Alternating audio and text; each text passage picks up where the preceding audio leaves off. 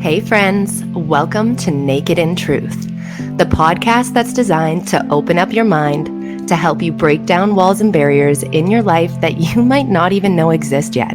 But don't worry, every wall that we break down together on this podcast allows you the opportunity to level up and create your impact. With that being said, I think it's time for us to get honest, vulnerable, and naked in truth.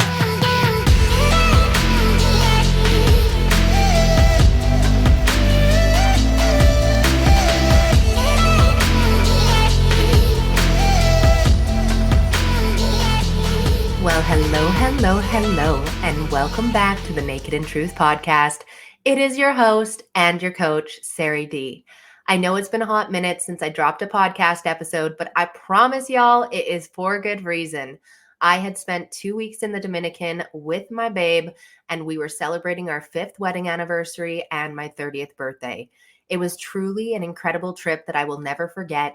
But in all the good moments, there was definitely some things that went down that will make for a very good story. So I'm going to be going over my complete story of what took place in the Dominican on next week's episode. So make sure to stay tuned for that, guy.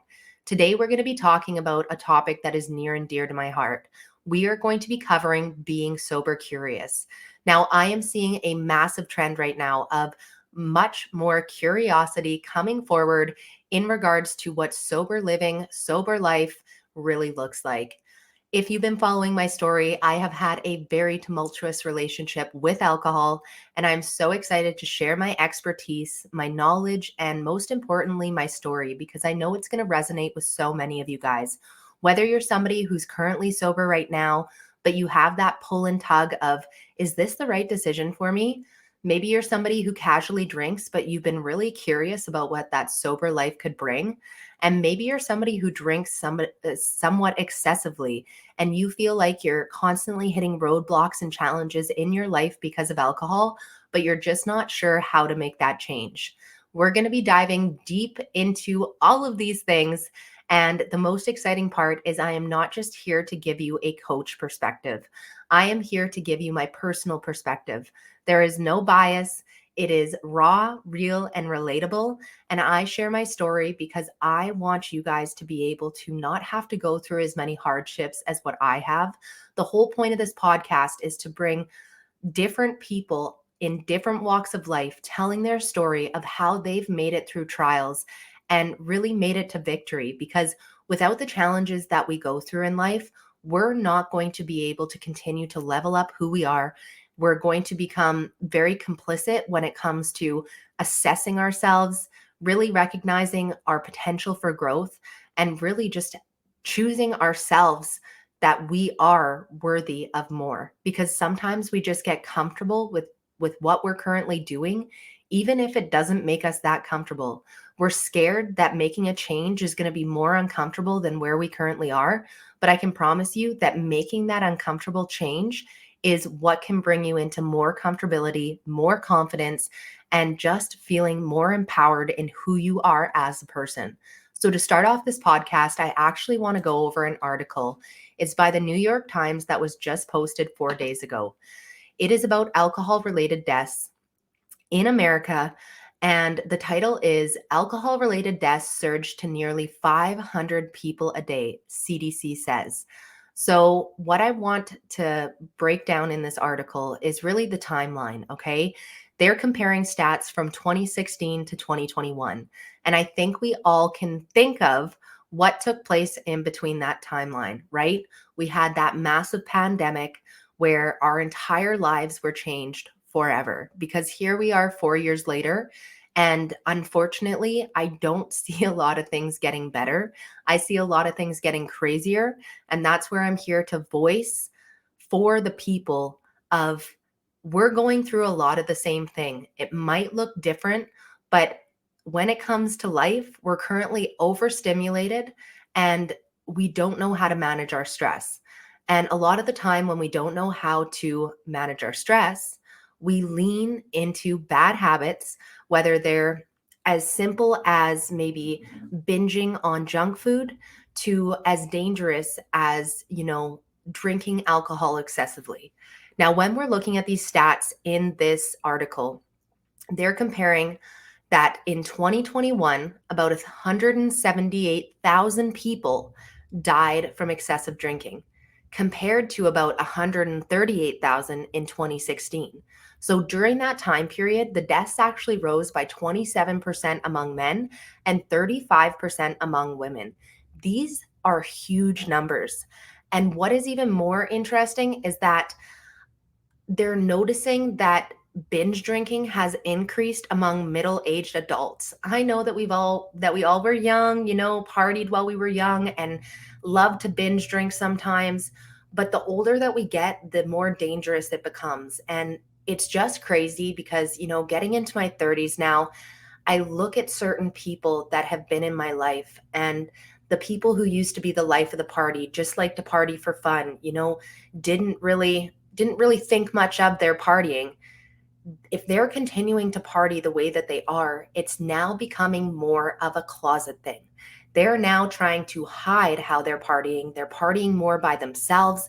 And when I'm saying partying, I'm saying they're trying to deal with their emotions and their stress through drinking, drugs, stimulants, sex. The list goes on and on. Today, we're going to stay on the focus of drinking, but among people 35 to 50, majority including millennials and Gen Z, binge drinking was at its highest level recorded in decades. I firmly believe that this has to do with us not knowing how to manage our stress. So, with that being said, we'll go over drugs in another topic or in another episode, but it is a completely different topic. And I just want to stick on alcohol today. So I really want to encourage you guys that if you have had something pulling on your heart, feeling like drinking isn't right for you, I want you to recognize that there's a reason why you're feeling that. My story is a little bit different because I started drinking so young. So I will give you guys a bit of a background story. I came from a family that was actually alcohol free. They were all on their own sober journey, both of my parents. I've never seen my parents drunk before, and we never had alcohol in the house. So that's quite different compared to other people that were in my life where their parents were maybe drinking quite often. Maybe they had alcohol in the house. And when you're around that type of exposure, it gets you curious as a kid because you feel like if everybody else is doing it, well, I should be doing it too. And that was something that I struggled with for so long, but we'll get into that. So, right when I was young, I would be in the bath playing, like, let's just say, making magic potions while I'm using the soaps and whatever else I had in there. Whereas I know some of my friends were playing bartender. And that sheer difference is by seeing what's happening in our household. Now, I'm not saying that there's anything wrong with that, but what I'm saying is that your kids are always watching. I know that there's tons of parents listening to this podcast, and I don't think that we recognize how much of an influence we are on our children sometimes, no matter how much we think we're hiding things, no matter how much we think that we're handling ourselves well. And as a coach, I'm always telling my clients, like, your kids are watching. They know when you're sad. They know when you're happy. They know when you're looking after yourself, and they know when you're not. Many parents skip meals while they feed their kids and put themselves last. And your kids are watching that. They're intaking that. Mom controls her. Mom makes sure that she skips meals. So once they start getting into that preteen age, they might start skipping meals too. And the same thing comes to light with alcohol, right? And especially because alcohol is so present in today's day and age. It's at any restaurant. Kids are able to go into some bars and pubs. We have alcohol as a community social thing, right? We have it during the holidays. There's so many instances that we have alcohol in our life, not recognizing that our kids are being imprinted with these messages, thinking that they need to do that for social activity too. Now, this is not me condemning you if you are a parent that drinks in front of your child. It is not a big deal. But I just want to talk about these things because sometimes we don't recognize our own power. And when it came to my own story, I started drinking at the ripe age of 12. And I mean drunk. The first time that I ever drank, I definitely got drunk. I ended up passing out in a different room than my girlfriend. and her parents came home that night and she was wondering, like, why are you guys in separate rooms? And of course, we made up some sort of a lie, them not expecting that we would be drinking. But the funniest part was that, well, and not funny, but peculiar, I guess we'll say, is that I struggled with depression from a very young age. And that depression was coming from a hormonal imbalance and, some traumas that I was going through, as well as just a lack of self worth and self belief. So, as soon as that alcohol hit me, and especially coming from a lineage of people who were struggling with alcohol, many alcoholics in my family that all were recovering, which is great, but it's something that becomes dangerous. And I started playing with fire at such a young age because as soon as that alcohol hit my lips, I felt like I had freedom. I felt like because I hated my day to day so much that I was able to be somebody else, that I was able to not have to be myself. And the craziest part about that is, I was so young. I didn't have a lot of stress. I didn't have a lot of responsibility, but I did have a lot of self hate. And we look at adults and everything that's happened since the pandemic, stress levels being so high, being overstimulated, feeling overworked, not looking after ourselves properly, feeling like everything's out of control. Alcohol ends up becoming a substance that we feel like allows us to be in control. But in my story, and maybe not in yours, it really just spiraled everything out of control. It turned me into a person that I never wanted to be. And my biggest thing that I've learned in my own journey is that there's a direct correlation between your relationship with yourself and your drinking. So, is there danger when you know that you come from a family of alcoholics? Absolutely. But I think more than anything, nothing is more dangerous than not having a good relationship with yourself and involving alcohol. If you're trying to use alcohol to improve your quality of life, that is a key indicator that you might need to pull back, that this isn't necessarily giving you the solution that you're going for. And even if things are going all right sometimes, there's a lot of room for there to be a lot of hiccups, a lot of backlash, a lot of roadblocks, and a lot of challenges in regards to feeling okay with who you are, actually taking time to assess who you are, looking after your life properly. With me starting so young, I was drinking before many people even thought about drinking.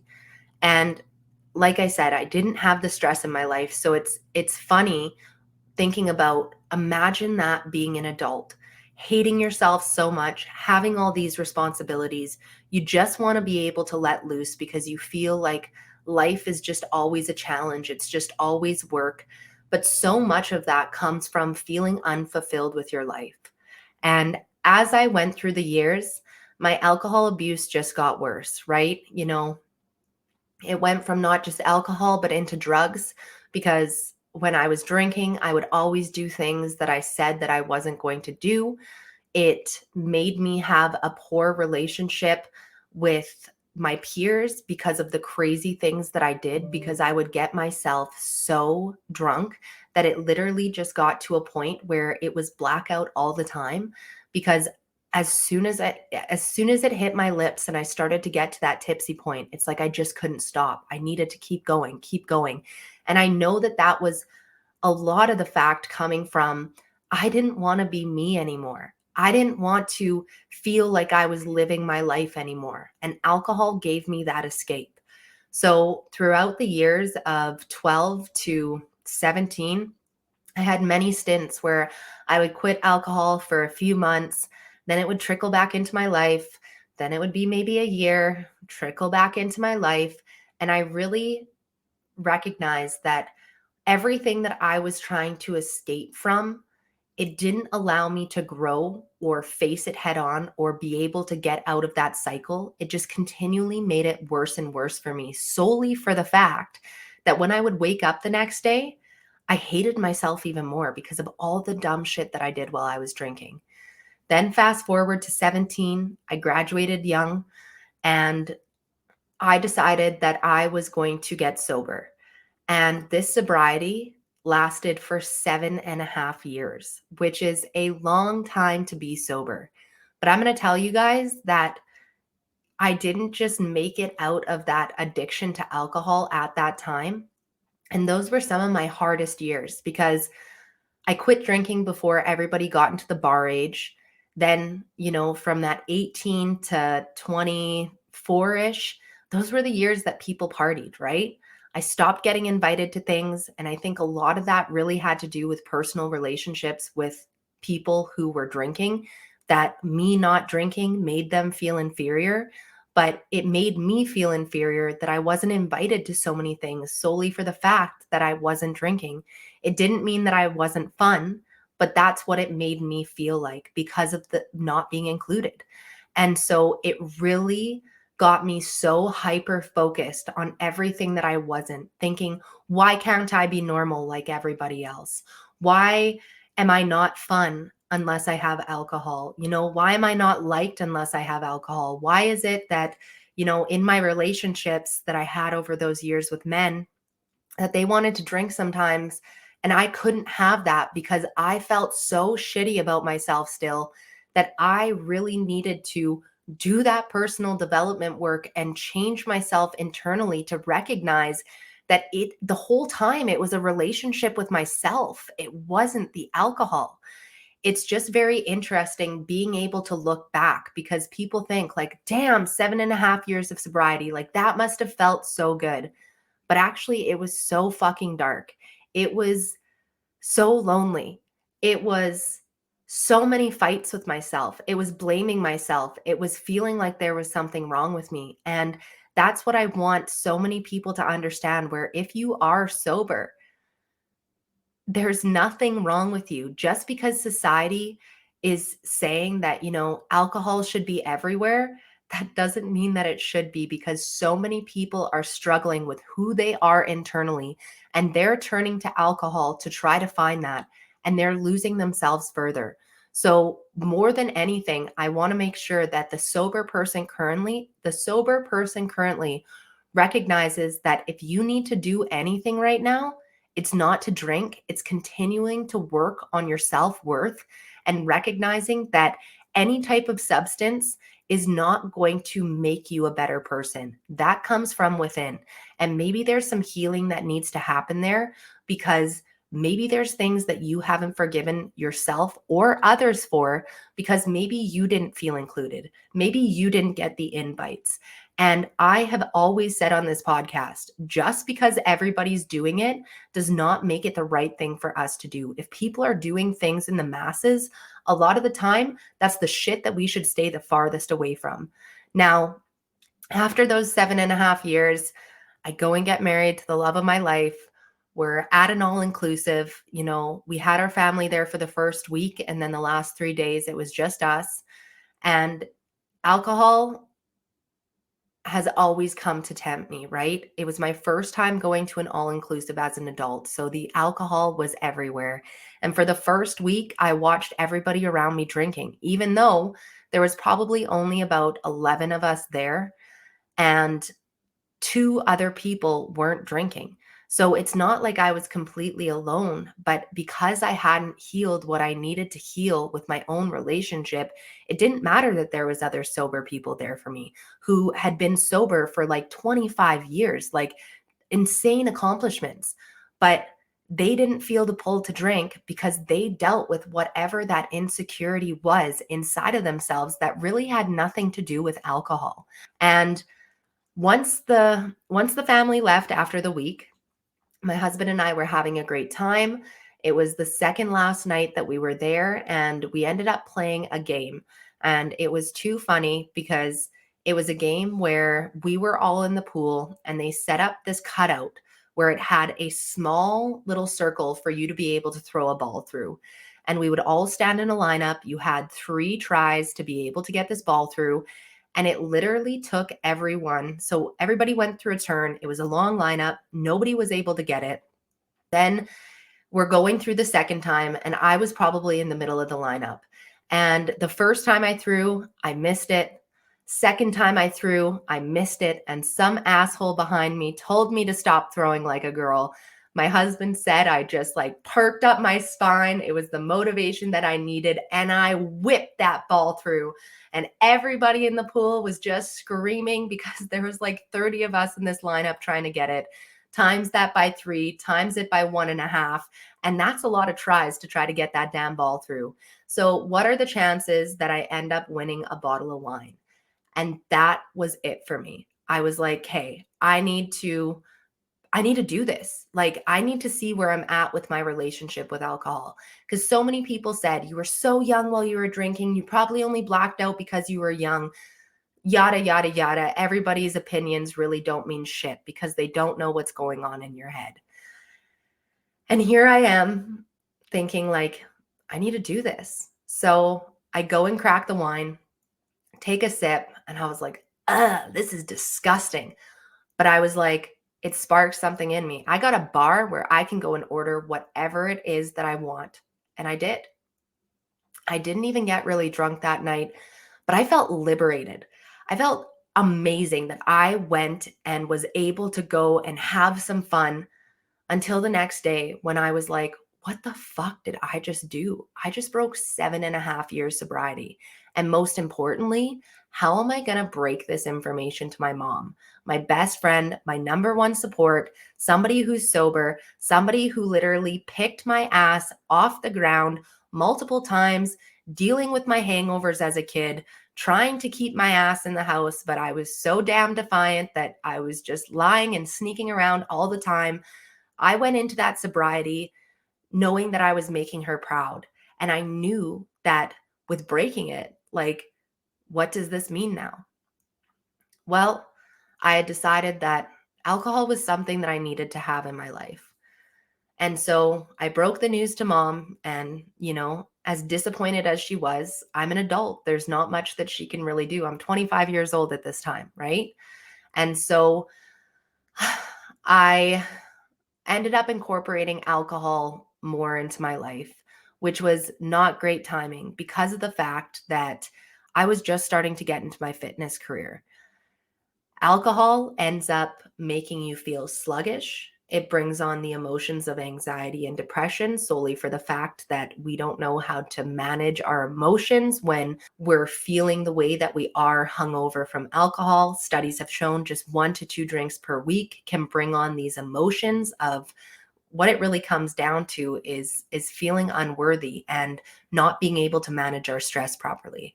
Then it dehydrates you. It brings on all of these cravings. It messes with your hunger hormones. It makes you not want to go for your workout the next day, maybe even the next few days. It is so much sugar. Our bodies don't know how to properly digest alcohol. It can be extremely hard on our kidneys. All of these things that I already knew, but I decided to keep it in. And then it was when I decided to do my bodybuilding competition that I was like, hey, I got to quit alcohol again. So I quit it again. And, I went through the next year, I think it was, sober again. And I really enjoyed what I was able to accomplish during that time. But to be honest with you, my husband was drinking and it made me feel inferior in the relationship. It made me feel like there was something that I was missing still. And that's where I just genuinely want to encourage you guys to recognize these patterns. It's not my husband's fault. It's not my friend's fault. It's nobody's fault, not even the alcohol. It's the way that I'm feeling about myself. It's these limiting beliefs that I had about myself that made me keep drawing back to alcohol. So now I want to speak to the person who casually drinks. If you're feeling like you are casually drinking to bring something into your life, like happiness, maybe it's feeling like you're more talkative and it's easier to be social. Maybe it's that you think that it makes you more fun. Maybe it's that you think that your friends aren't really going to like hanging out with you unless you have those couple of drinks with them. Guys, it really comes down to being confident in who you are and believing that if you're getting any type of feeling where you're questioning this, you need to follow it. You need to figure out where that's coming from. You need to heal these limiting beliefs about yourself because alcohol isn't helping you find it.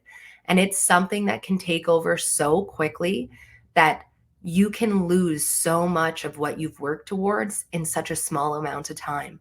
And all it can take is one night of heavy drinking to fuck up your entire life forever. Whether it's that you choose to get into a car and you end up killing yourself or somebody else, maybe injuring them severely. Maybe you make a poor decision and it affects your relationship. Maybe it's that you go and have sex with somebody that you really didn't want to have sex with and you had it unprotected and now you have an STD. Like these are real things that are happening to people behind closed doors. And I just genuinely want you to, more than anything, feel confident in who you are without a substance and recognize that what you're feeling rings so much deeper than to what your friends are doing, to the alcohol itself. It comes down to what you need to heal within. And when it comes to the remainder of that story, I started drinking it again. And this time, it's like I felt more in control of my drinks. I didn't feel like I needed to get drunk. I could, maybe have just one or two and be good. I loved that, as I was older, I was drinking more responsibly. I wasn't drinking until blackout, which is something that I did in my youth. And it still didn't feel right. It still just didn't sit with me because I still felt like a fraud. Like, I still don't feel like this relationship is where it should be with alcohol. And I don't think that everybody who quits drinking should go back to drinking. I think that my story is very unique because of how young I started drinking. And I think that that's where a lot of the insecurities came in as well, was quitting drinking while everybody started drinking, right? So once I decided that, I can keep alcohol in my life, but in a moderation, I pretty much came up to this trip. And guys, I have done so much personal development work. I have done so much healing. I have done so much mindset growth. I have done so much forgiveness to myself, to others. And there's still so much that I can grow in. But this trip to the Dominican, I have never felt more liberated and free from alcohol in my life. I didn't feel like I needed to drink all the time just because it was there. I didn't feel the need to get drunk every single night. Like literally there was only one night that I ended up getting drunk. And on a 2-week all-inclusive, like that could have been a shit show. And I just came out of this trip really feeling like I got the closure that I needed with alcohol, simply for the fact that I've put in so much work to myself that I'm no longer victim to it. I no longer feel like if somebody's drinking that I'm missing out. I no longer feel that temptation where if alcohol's there, I'm thinking about it. Like when I was back in that sobriety phase and I was in my like early 20s and I was living on my own with my husband. We weren't married at the time, but I would get this non-alcoholic wine because I felt like I just simply needed to be drinking, which is so silly. And at that time, I was in a sales job. I was working in hospitality, and you have to wine and dine your clients.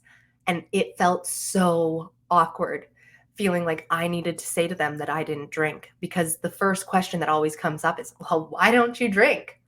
And this is where I want to normalize not fucking asking somebody that. People have been through hard shit with alcohol. First things first, it's none of your business why anybody chooses to do anything. Second of all, it's not something that we should be condemning people of simply because it's something that we do. It's never something that we should question just because it's something that we do. You know what I mean? Just because I go to the gym and somebody else doesn't go to the gym, I'm never going to be like, why do you not go to the gym? Like that is such an interrogating question. It's nosy. It's rude. We shouldn't be questioning other people on decisions that they make in their life, especially the why, unless you're genuinely close with them, unless you genuinely care. But a lot of the time, these questions came out of judgment. It wasn't that people actually cared, it was that they were nosy and they wanted to know the juice. We find too much joy in other people's hardships. That's another topic. But I want to start normalizing not asking people that, not caring if somebody else is choosing not to drink and you have one at the table. So if you're in a position where for your work, you have to go out with clients, you need to wine and dine with them. Maybe you go to family gatherings all the time and you feel like your family's always drinking and you're not drinking. It can get to a point where it gets in your head, and that's where you know that you need some healing inside, because we cannot be comparing ourselves to others and feeling like we're inadequate because we make different decisions. I had a great conversation with my client, and she feels like she's outgrowing a lot of her circle because they're dramatic, because they like to gossip, because they're always complaining. And I resonated with that so much because of the fact that it is normal to outgrow people. Okay. It's okay if you want to change your friend group, if you feel like they are literally bringing you down. Because when we are all on this life journey, some of us choose to grow, some of us don't. Some of us choose to grow at different rates, and some of us choose to not grow at all. And it goes back to that podcast that I did on friendships a few weeks back. A lot of the time, the only reason why we're hanging around the people that we're hanging around is because they've either always been there or because they do the same thing as we do. We feel like we're understood and that there's no judgment when people are doing the same things that we're doing.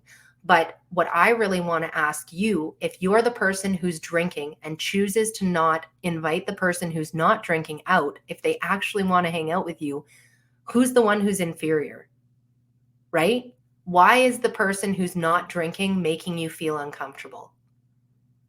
Why do you need somebody to hang out with you to drink because you think that they're more fun? Are you concerned about being judged? Because a lot of the time, the reason why the person isn't drinking is because they don't like who they are while they're drinking, and they know that they can be even more fun and their authentic self when they're sober. These are really hard questions that we genuinely need to talk more about, because there's a reason why people feel pressure to drink. And it's because of the way that other people treat them sometimes. And like I'm saying, a lot of it comes from the healing that we need to do within. And that is so much deeper than just on the level of alcohol. But we don't like to stand out. That's why a lot of people don't give their opinions that are maybe different to others, because they're scared of judgment. They're scared of looking different. It's easier to follow the sheep and all look the same. But that's not going to always give you the fulfillment in your life that you're looking for. It's definitely not going to give you the growth, nor is it going to bring you the community that you actually want to be surrounded by. And so I know that my story with alcohol is a lot different than most, but I came back after this trip in the Dominican and I couldn't wait to not drink again. I didn't feel like it was something that I needed to do. I would like to drink while I'm on vacation. Maybe if there's a special holiday or an occasion, I might have one when we go out for a dinner if I feel like there's a drink that's actually worth the $18 that they freaking charge nowadays. Aside from that, I really don't care. Getting drunk on a weeknight or drinking to a point where I know that because just a few drinks and you're not the same, you might have a slight headache. You're definitely dehydrated. You don't have the same energy or the clarity or the drive. I have so many goals right now, and I refuse to lose due to alcohol that doesn't bring more to my life. Seeing that there is so many people struggling with alcohol right now, whether it's that they're dying from overconsumption, whether it's that they're closet drinking by themselves, whether it's that they literally are drinking every single weekend, it doesn't surprise me. And it's because people aren't learning how to manage their stress. People aren't feeling fulfilled with their lives, even though we have more than we ever have. People feel like life's so hard, even though we have the least amount of challenges to get things done. Technology has helped us so much. Like, think of way back in the day when you had to eat or literally hunt for your meal, or else you're not eating. Like, shit has gotten easy, but shit getting easy makes us comfortable. And really, we're uncomfortable.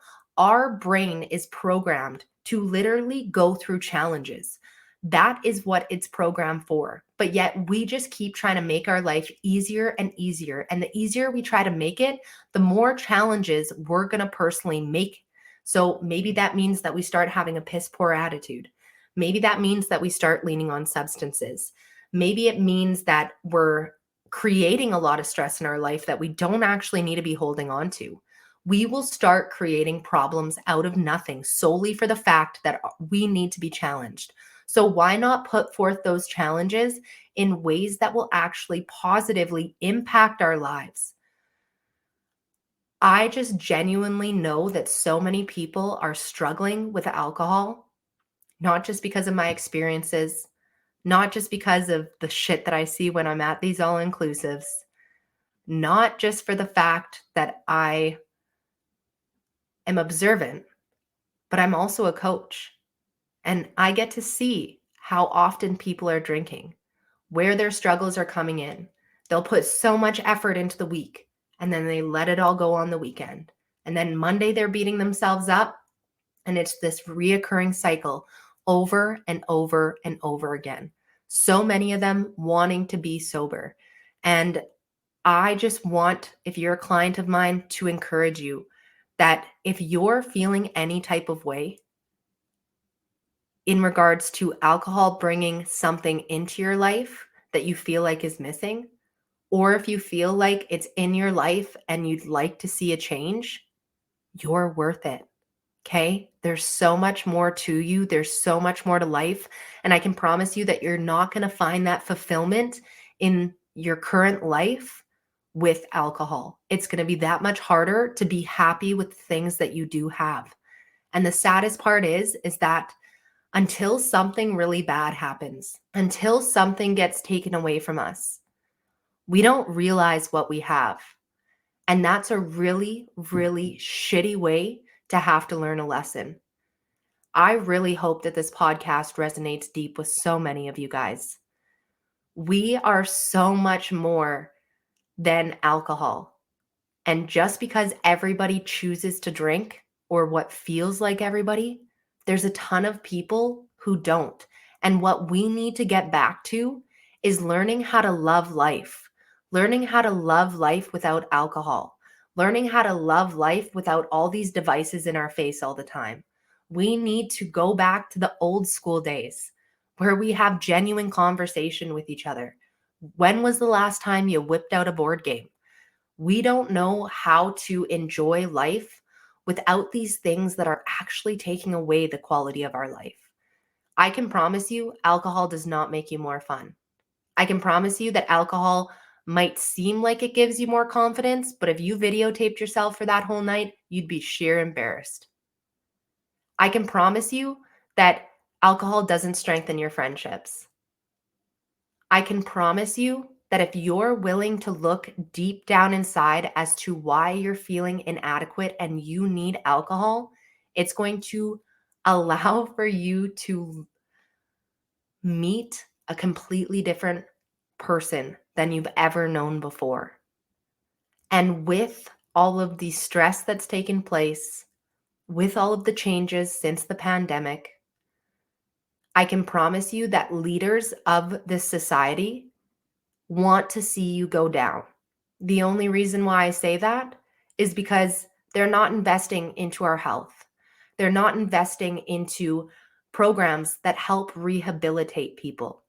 Do not even get me started on the drugs that they're giving out for free. I'm about to get into that in a whole other podcast about what we need to be doing about this homeless and drug addiction crisis that Canada and the US and many other countries around the world are experiencing. But when we're used as an example of what societies should not be used, and I'm speaking about Canada directly, about what societies should not be doing to create a substance addicted society, there's an issue. Things aren't changing in the right direction, which is where we need to take the self-responsibility and recognize that just because we're being told something, just because we can see alcohol everywhere, just because it feels like everybody around us is using alcohol in their life, it does not mean that it's the right decision for us. So I would love, if you guys enjoyed this podcast, to see you post it to your story. Share it with friends and family. This is a message that needs to be heard. We need to be able to stand strong and recognize that we're going to have a much better community if more of us recognize this and decide to take this self-responsibility, create some self-awareness, and create the life that we truly want to live. This is what's going to bring together a stronger community as a whole instead of a broken society.